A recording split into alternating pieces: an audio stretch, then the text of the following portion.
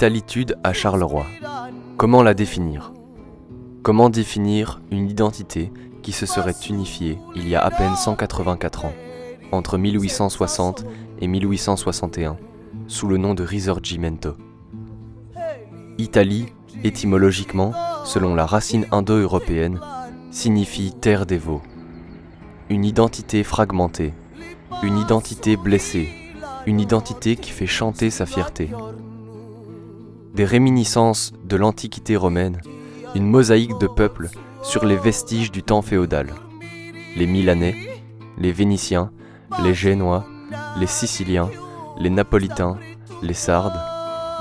Entre renaissance et lutte pour l'indépendance, entre mythologie, légende, lutte sociale, spectre et fuite du fascisme, cinéma, danse, littérature, gastronomie, la vie des mineurs à Charleroi, l'Italie se dévoile par diverses facettes, de façon impressionniste.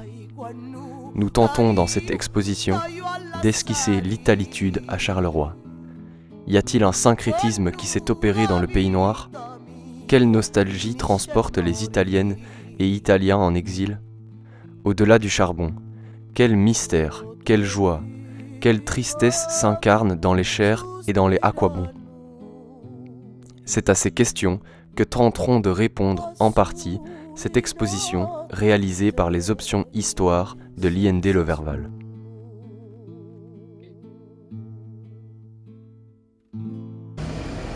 Ciao, mi chiamo Matteo, di dove sei di Charro. Nous nous trouvons au Bois du Casier, site emblématique de l'immigration italienne. Ce lieu est aujourd'hui inscrit au patrimoine mondial de l'UNESCO, mais dans les années 50, il s'agissait d'un grand site de travail où de nombreux Italiens venaient travailler.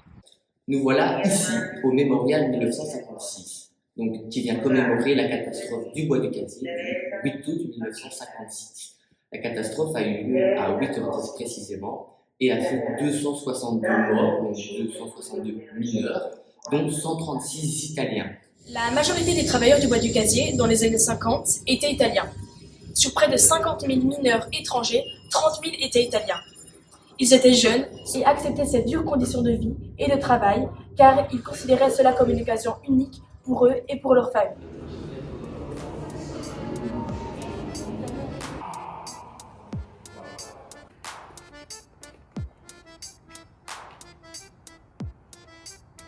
Il y a eu des accords avec les Alliés, avec les Britanniques pour la Belgique, et la Belgique a eu 60 000 ouvriers prisonniers allemands. Mais c'était des prisonniers, il y avait beaucoup de camps de prisonniers ici autour à Charleroi, et donc c'était des hommes qui venaient, qui travaillaient, qui étaient encadrés, etc., et qui retournaient dans les camps après, des camps qui étaient barricadés avec des barbelés, et ils ne venaient pas travailler en hommes libres, ils venaient travailler en prisonniers. Et puis alors à un moment donné, ils ont été libérés. En 46, 47, ils ont été libérés. Et à ce moment-là, certains sont repartis en Allemagne et certains sont restés ici. Et là, la Belgique a refait appel à l'Italie. Et l'Italie alors a accepté et a signé les accords du charbon en 1946 pour amener 50 000 ouvriers italiens. En 1946. Donc on est à la sortie de la guerre. Il faut évidemment rebâtir toute cette industrie qui a été qui a subi les dommages de guerre. Donc les mineurs belges à cette époque-là connaissent la dureté et la difficulté de ce travail très, comme je le disais, très très dur. Donc il n'y a plus assez de main-d'œuvre en Belgique pour continuer à produire du charbon, pour relancer l'industrie d'après-guerre. Et donc il y a des accords qui se passent avec l'Italie en 1946. Donc 50 000 mineurs sont appelés à venir travailler en Italie.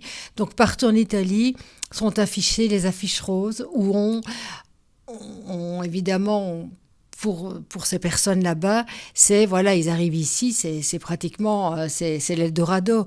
Il y aura des allocations familiales, il y aura des congés payés, il y aura un beau salaire, etc.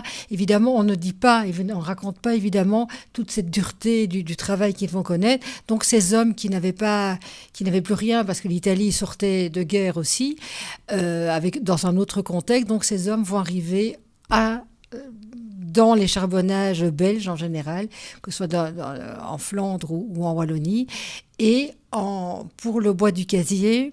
Donc c'est un apport évidemment très très important pour la relance de l'industrie. Donc l'Italie a vraiment participé dans les efforts d'après-guerre à la relance de l'industrie en Belgique.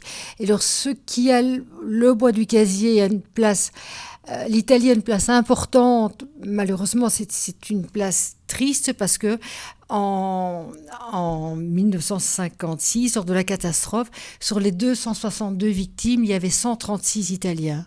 Donc ça, évidemment, c'est marqué à jamais du fer rouge. Donc il y a une proximité entre la Belgique, entre Marcinelle.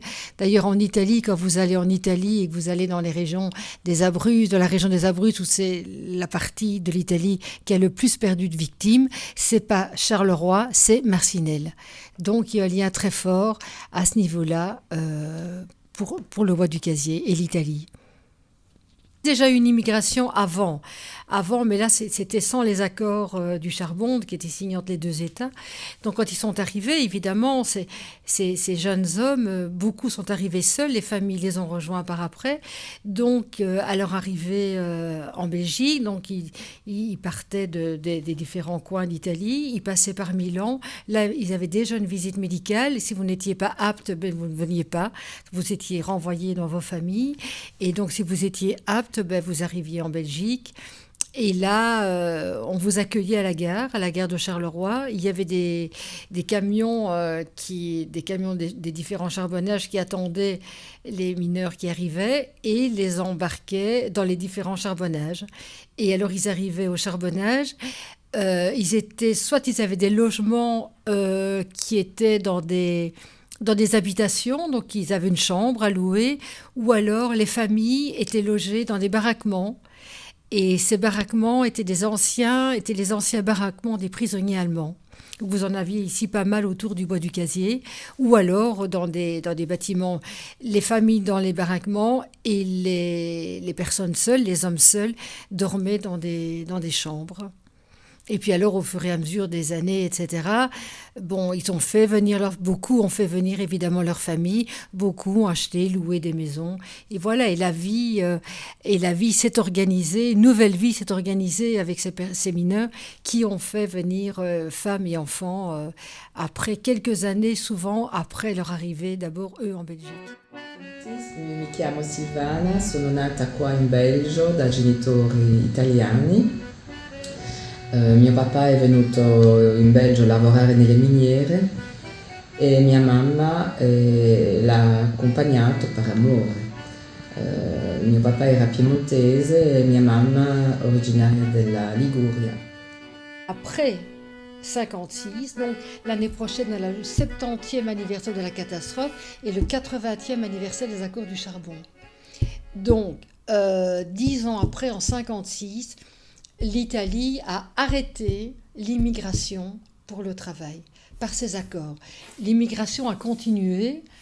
Les Italiens ont quand même continué à venir travailler en Belgique et de plus en plus maintenant, j'en discutais l'autre jour, j'ai une conférence, que de plus en plus de jeunes Italiens viennent travailler à Bruxelles.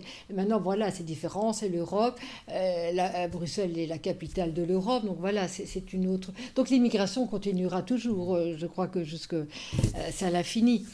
Et en 1956, donc l'Italie a dit stop à l'immigration italienne, mais déjà entre 46 et 56, l'Italie a déjà voulu parfois cesser l'immigration italienne parce qu'elle estimait que les mineurs n'étaient pas assez bien traités, etc., par l'État belge, les conditions de travail étaient compliquées, les conditions de travail étaient dangereuses. Donc, est-ce qu'elle insistait vraiment sur ça ? Ou est-ce que c'était pour faire paraître aux Italiens, mais voilà, l'État s'occupe quand même de vous, mais l'État s'occupait, mais l'État quelque part était content.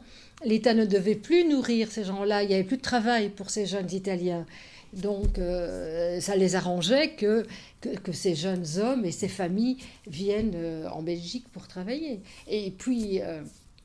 dans l'immigration, c'est en discutant que les idées viennent. Évidemment, quand on dit qu'est-ce qui est réussi, c'est que beaucoup de familles italiennes sont restées en Belgique et ont fait leur vie en Belgique. Ces hommes venaient pour un monde meilleur, pour que leurs enfants puissent ne pas avoir la vie qu'ils avaient eue en Italie. Donc ça, c'était important. Et donc, à tous ces points-là, je pense que c'est une réussite. Ce sont les vêtements des mignottes qui ne sont pas remontés. Je suis le fils d'un couple d'Italiens. Mon papa a immigré en Belgique en 1946, donc tout de suite après la guerre. Ils se sont ensuite mariés en 1951, donc papa et maman sont revenus ici en Belgique. Et voilà, donc mon père,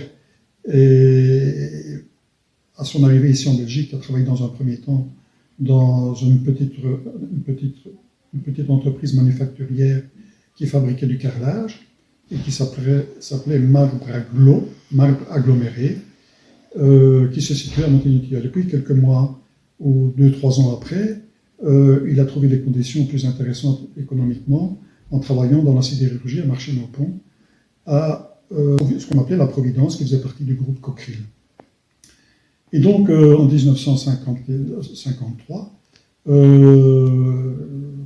j'ai commencé ma petite vie ici en Belgique.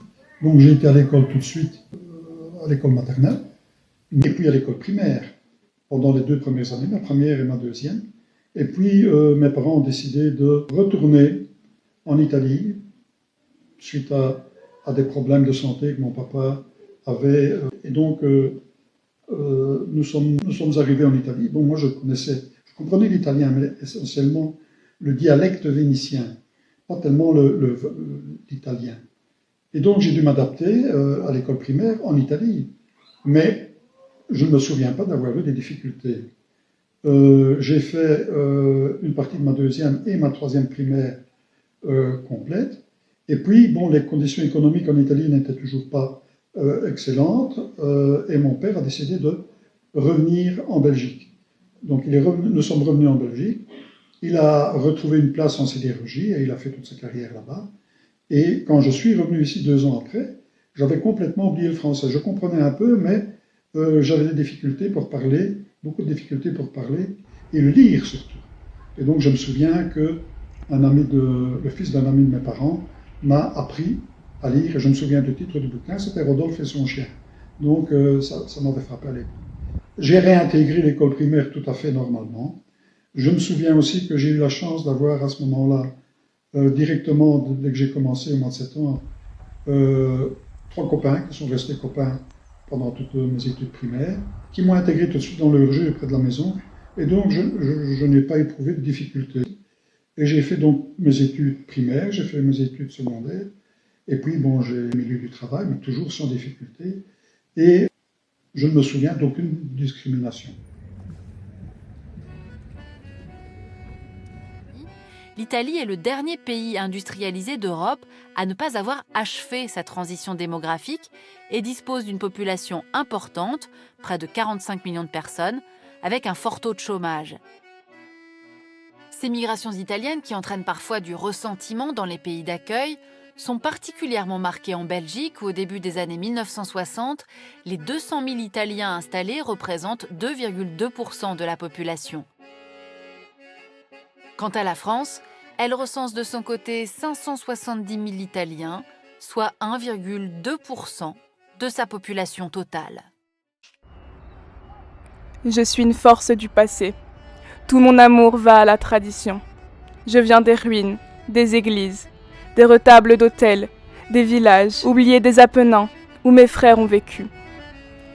J'erre sur la Tuscolana, comme un fou, sur l'Appia, comme un chien sans maître, où je regarde les crépuscules, les matins sur Rome, sur le monde, comme les premiers actes de la post-histoire, auxquels j'assiste par privilège d'état civil, du bord extrême de quelque époque ensevelie.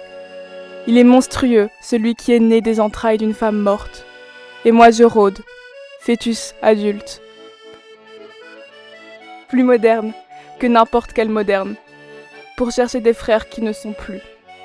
C'est ici qu'ils accrochaient leurs affaires, sur les crochets suspendus au plafond, et qu'ils enfilaient leur tenue de travail pour ensuite se diriger vers les ascenseurs et les emmener au fond de la mine.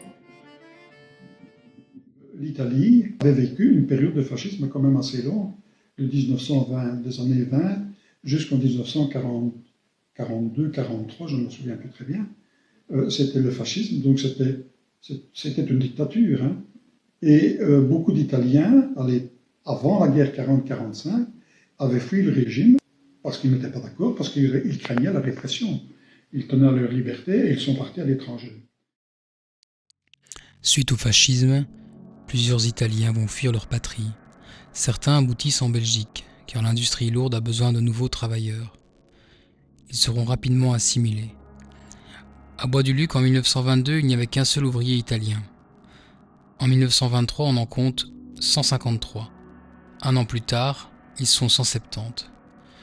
À partir de ce moment, le nombre d'Italiens travaillant dans les charbonnages peut s'évaluer à 4 ou 5 000, soit plus de 3% du total du personnel. Cette proportion ne fera que s'accroître, d'autant plus que la communauté italienne de Belgique se développe sans cesse.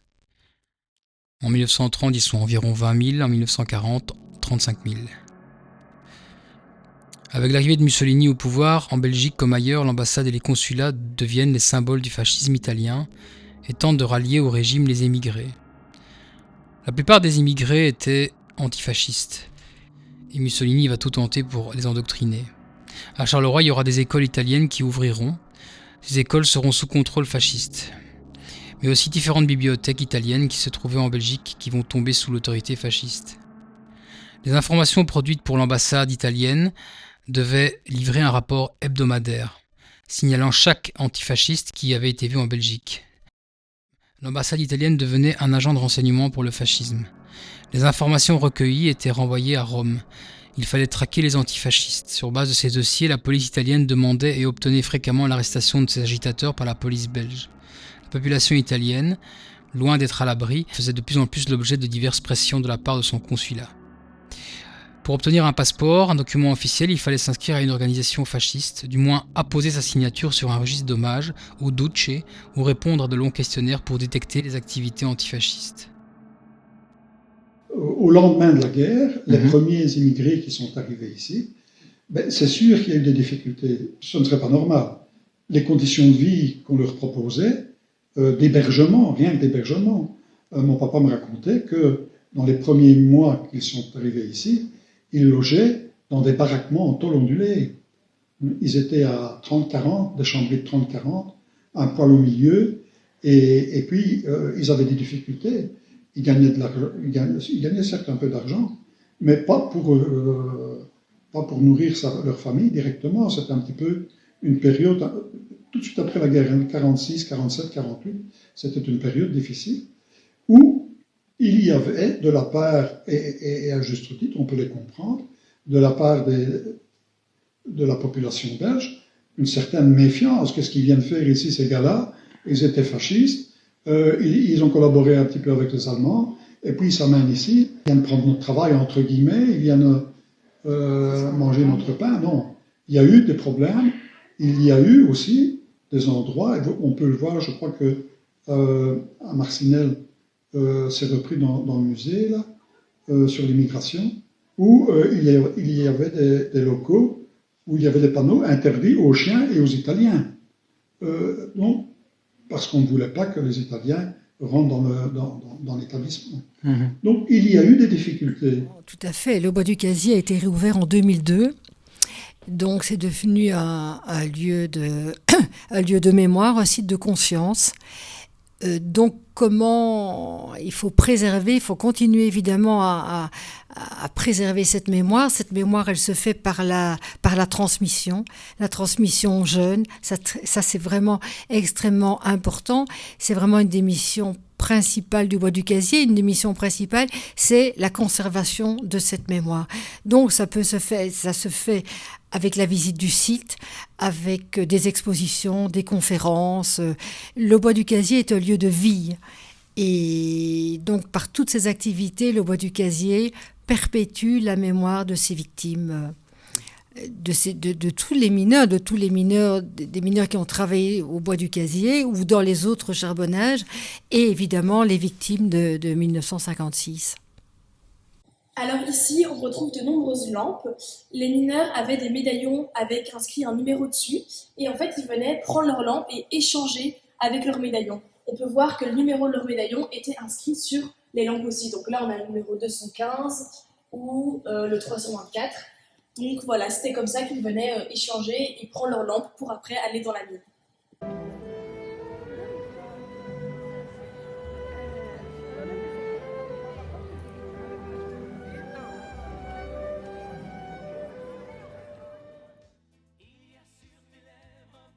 Ciao a tutti, mi chiamo Filippo e vengo da Charleroi et ho il ristorante Arancinienko. Alors la cuisine sicilienne, elle est variée, c'est beaucoup de légumes frais, huile d'olive fatalement. Hein. C'est très varié, il y a beaucoup de poissons aussi. Voilà, c'est une cuisine assez saine. Maintenant, ce que nous on fait ici, c'est un peu différent. C'est un peu du street food. Donc, c'est quelque chose qui se mange assez facilement, comme des arancini, comme on a des mbriolas, ce sont des petits pains fourrés, comme on a des panelles, ce sont des beignets de pois chiches. Et puis évidemment, on a aussi des pâtes. Hein. Mais voilà, en gros, c'est plus ou moins ce qu'on a. Et donc, ça, c'est des arancini. Donc, par exemple, elles sont pas panées, hein, là. Elles sont crues. Ça, c'est bolo, par exemple. Ça, c'est aux aubergines. Ça, c'est au jambon béchamel. Et donc, par exemple, celle-ci, elle représente les volcans qui y a en Sicile. C'est pour ça qu'elle a cette forme pointue. Il y a une façon de le cuire, parce qu'il ne doit pas être trop cru ou trop cuit. Ça ressemble un peu à un risotto. C'est aromatisé avec du safran. Et puis, à l'intérieur, on peut mettre ou de la bolo. Donc, on appelle ça l'arancini au ragoût. Puis on peut faire des variantes, et nous ici au restaurant on fait beaucoup de variantes. Après il faut savoir sur l'arancini, il y a, en fonction de la région en Sicile, on dit une arancina, des arancines, donc c'est au féminin, ou alors on peut dire un arancino, des arancini. C'est singulier pluriel, donc ça on sait vraiment de quelle région on est en Sicile en fonction de comment on dit. Et chez nous c'est des arancini, donc voilà. Comment ont-ils vécu l'après-catastrophe? Mais beaucoup de familles sont reparties en Italie. D'ailleurs, sur les 136 victimes italiennes, 131 sont reparties en Italie. 131 corps ont été rapatriés en Italie au départ de Charleroi. Donc, des familles sont reparties avec les victimes. Voilà, des familles sont reparties en Italie, mais aussi beaucoup de familles sont restées en Belgique, ont continué, parce que les enfants, les jeunes enfants étaient scolarisés aussi en Belgique. Donc ces familles avaient quitté l'Italie, donc les enfants n'avaient plus leurs amis en Italie. Voilà, ils étaient ici depuis quelques années. Donc est-ce qu'il fallait de nouveau déraciner des familles qui s'étaient implantées, qui s'étaient adaptées en fait à Charleroi, à leur environnement. Donc beaucoup de familles sont restées ici, beaucoup de familles, les enfants continuaient leurs études, etc. Donc l'après-catastrophe s'est passé, les gens se sont intégrés. Comme je disais tout à l'heure, le regard des Belges a changé sur le regard. Ils ont eu un autre regard sur ces malheureuses victimes qui sont venues d'Italie et qui ont tout perdu ici. Mais pour rappel, ces hommes sont venus pour donner une vie meilleure à leur famille. Donc ça aussi, c'est une intégration tout à fait réussie, parce que ces familles ont réussi à s'en sortir, les enfants sont allés à l'école, et tout le monde, une grande partie de ces familles s'en est bien sortie. Donc voilà, tous ces hommes n'ont pas donné... ils sont pas morts pour rien. Et leur sacrifice a été une victoire pour leurs descendants. Mon père, un jour, a reçu un patient qui avait eu un grave traumatisme facial, et donc il lui reconstituait le visage et surtout la mâchoire. Et c'était une opération qui faisait intervenir des honoraires proportionnels à la gravité de la situation. Et en fait, ce monsieur avait une assurance, mais sans doute que ses papiers n'étaient pas vraiment en ordre, et l'assurance a refusé de payer. Et donc, il est venu avec sa lampe de mineur, ici, et lui dit, voilà, je vous offre ça pour vous dédommager de vos honoraires que je ne sais pas vous payer, et que l'assurance refuse de payer parce qu'elle estime que la gravité de la situation n'est pas due à un accident de travail, mais certainement à un accident que j'ai eu à titre privé. Voilà, donc en fait, ça c'est l'objet qui symbolise l'activité du mineur. Et alors l'autre objet, mais là je n'en connais pas l'origine parce qu'il est beaucoup plus ancien puisque c'est encore un casque en cuir bouilli, ce n'est pas un casque métallique avec la lampe reliée à une batterie parce qu'on utilisait des batteries pour alimenter les lampes torches, alors qu'avant c'était la lampe de mineur et le casque en cuir bouilli. On le retrouve encore finalement sur la tête du mineur de Constantin-Meunier qui se trouve sur le pont en face de la gare. Et alors, on le retrouve aussi quand vous entrez dans l'hôtel de ville de Charleroi par la grande porte, hein, celle qui donne sur la place de la ville haute. Eh bien, là, vous avez une statue de Georges Wasterlin qui représente 4 activités industrielles de Charleroi. Et bien entendu, l'élément essentiel, c'était le mineur, puisque c'était grâce à lui que les autres industries fonctionnaient. Et donc, ce mineur est représenté aussi dans l'hôtel de ville avec son casque en cuir bouilli. Voilà. Des enfants d'Italiens qui venaient d'autres quartiers et qui passaient à la grande école du centre, et c'est un phénomène qu'on rencontrait pas seulement dans l'île. Moi, j'étais chez les Jésuites, mais à l'Athénée, c'était pareil. Il y avait au centre-ville des écoles qui avaient un renom, une qualité d'enseignement, mais aussi une difficulté au niveau des examens, qui fait que les élèves il y avait une espèce d'écrémage comme ça, surtout en 6e latine, je compte à l'envers, hein, 6, 5, 4, 3, 2, 1. En 6e latine, il y avait un écrémage, il y avait 5 6e latines chez les jésuites, et c'était des classes de 40 à 45. Et donc, mais là, comme il y avait eu une espèce de sélection naturelle qui s'était produite en primaire, eh bien, là, les enfants d'Italiens, ils existaient pour nous, et il n'y avait plus aucun clivage, ni sociologique, ni ethnique, ni appartenance à une religion quelconque, non. Là, on se mélangeait, et donc il n'y avait plus de problème que moi j'avais rencontré, et dont finalement j'avais été non seulement le témoin, mais l'acteur. C'est que tout le monde, naturellement, participait à ce mépris qu'on avait des gens qui venaient de loin. Et pas simplement parce qu'ils étaient pauvres, mais parce que on ne connaissait pas l'Italie. L'Italie, au début des années 50, n'était pas encore un pays touristique. C'était un pays qui se relevait de la guerre avec pas mal de difficultés. Et donc, on ne connaissait pas l'Italie. On ne faisait pas du tout la différence entre l'Italie du Nord et l'Italie du Sud. Pour nous, c'était des macaronis. Hein. On avait un mépris absolu. Et alors, Wistarovic, lui qui venait de Pologne et qui avait des parents qui avaient été chahutés de gauche à droite parce que ils avaient fui le régime communiste, et il se retrouvait, le père aussi, vraisemblablement dans les mines. Et donc, on se posait pas à l'époque, et à l'époque où l'immigration italienne était finalement la plus forte, la plus dense, la plus abondante, eh bien, on se posait pas de questions à propos des gens qui venaient d'ailleurs, comme aujourd'hui. Hein. On vivait dans un monde qui est finalement totalement détestable.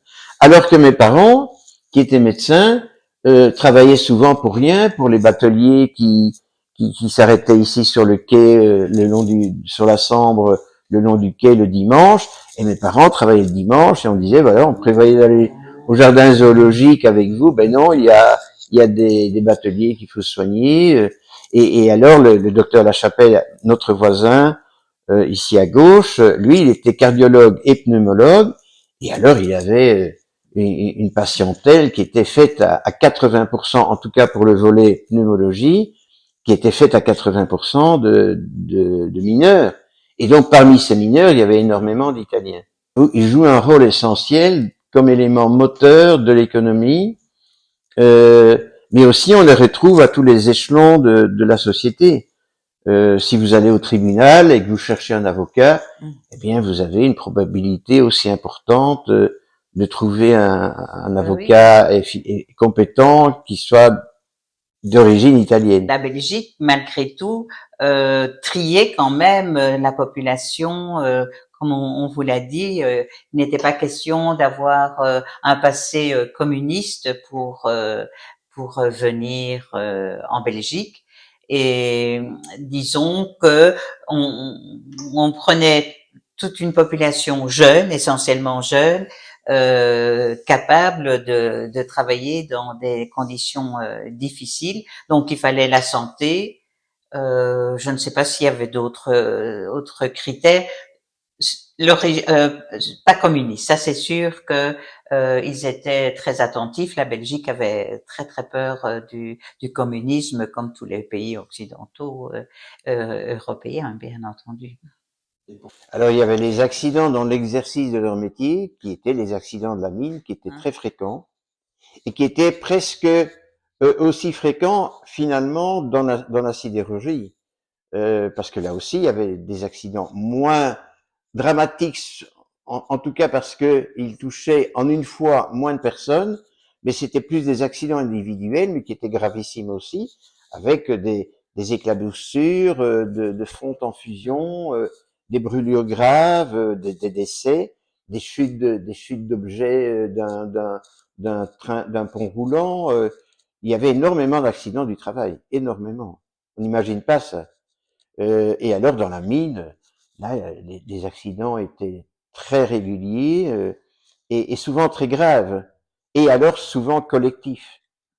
Et puis alors les maladies pulmonaires. Et alors sur le chronique, il y avait les maladies pulmonaires avec la silicose, qui est l'encombrement des poumons par cette poussière très fine. Et cette silicose était encore plus gravissime lorsqu'on a utilisé des techniques suite à l'évolution de la technologie, c'est-à-dire des machines qui étaient capables d'arracher le charbon et qui roulaient sur des rails, et alors surtout le marteau-pic qui provoquait une fission de la roche beaucoup plus fine, et donc ce dont on parle aujourd'hui et qui sont très dangereuses et qui provoquent des cancers, les particules fines, c'est pas simplement une émanation des moteurs diesel, c'était aussi cette poussière de charbon qui était provoquée par les marteaux-piqueurs, alors qu'avant le charbon s'arrachait à la pioche. Et donc, ça ne provoquait pas cette poussière en grande quantité, comme les moyens techniques des années 50.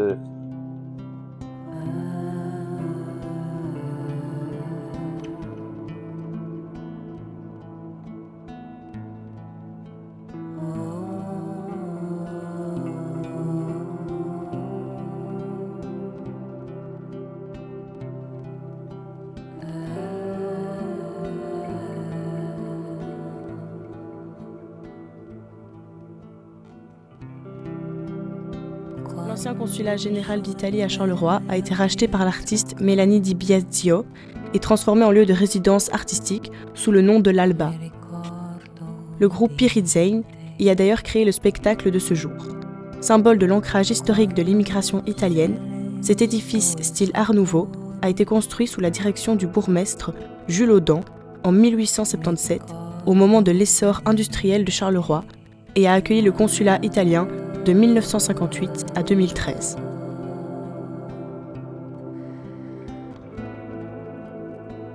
L'italitude à Charleroi.